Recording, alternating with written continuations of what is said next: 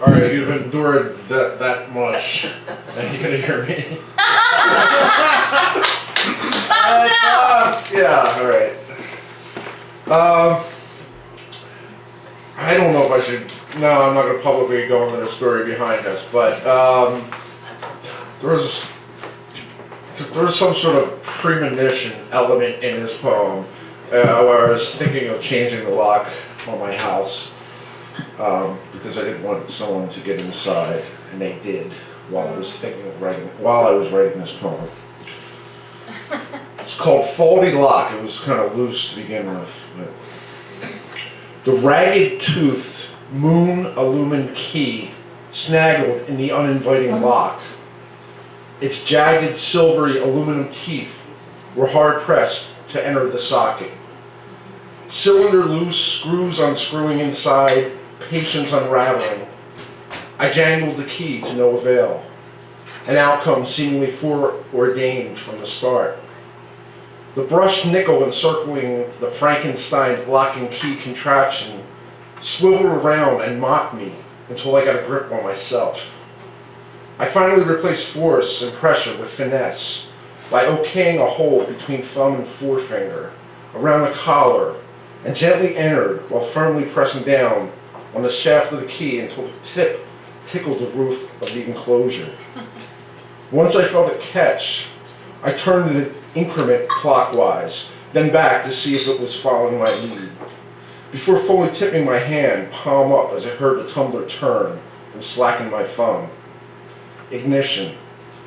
I chased out the night by flipping the light switch as I entered my threshold, knowing this was the last time I'd struggle with this lock.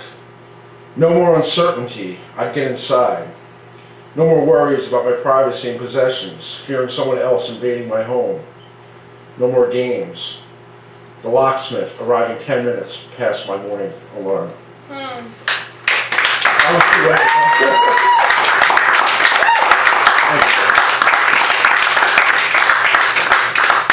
This is kind of an old poem. It's over 2 years.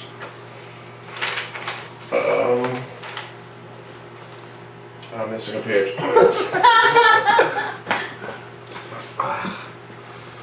If I can't find, yes. I was gonna trash that if I can find that page immediately. Okay, this is called A equals A. Cast into a maelstrom, we cling to any object, providing ballast, security, safe passage to the craggy beach, where we crawl ashore into open rolls awaiting us, stifling our development. Once these early scripts are internalized, they become us them. As we falter into adolescence, we look up to no one. So we look behind for guidance to navigate the vista ahead, if not already shipwrecked by early travels, games played, circumstances inherited. We look up at role models playing parts against each other, modeling behavior unworthy of emulation, lacking. We measure ourselves up against ideals exemplified only in their absence, the equation never adding up, never balancing, yet remaining the standard by which our emotional calculus derives conclusions, values integral to self-esteem and functioning. We apply our formulas to relationships, forming binary pairs with our own kind, where we tend to divide and be divided into mixed fractions, irrational numbers unable to fully express our true nature without resorting to endless repetition. Where we overextend ourselves, pursuing an infinite class of substitute objects, using them up, the endless pursuit using us up. Then we seek more, failing to see the law of identity in operation, binding us to a distant longing, forgotten long ago. Unlike salmon ordained to swim upstream, few make an adult pilgrimage back to the point of entry in search of a lost identity.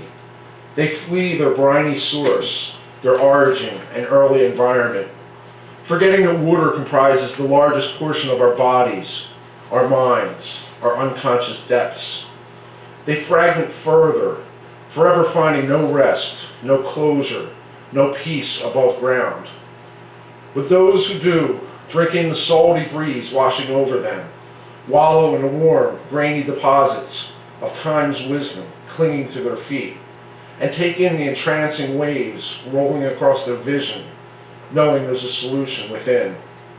They toe the tide, testing the waters, building up strength to swim in a turbulent, surging ocean.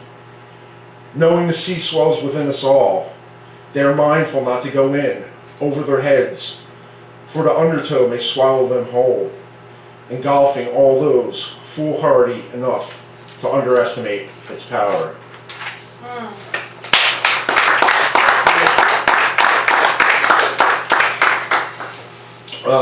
This poem is called Why. It was written at the request of someone who had a niece die, and his daughter was very close to her, and he wanted me to write a poem for her. And at first I said I couldn't do it, but I ended up writing something that's not so personal, but it's kind of philosophical. Anyway, it survived to make it into this book. So it's called Why.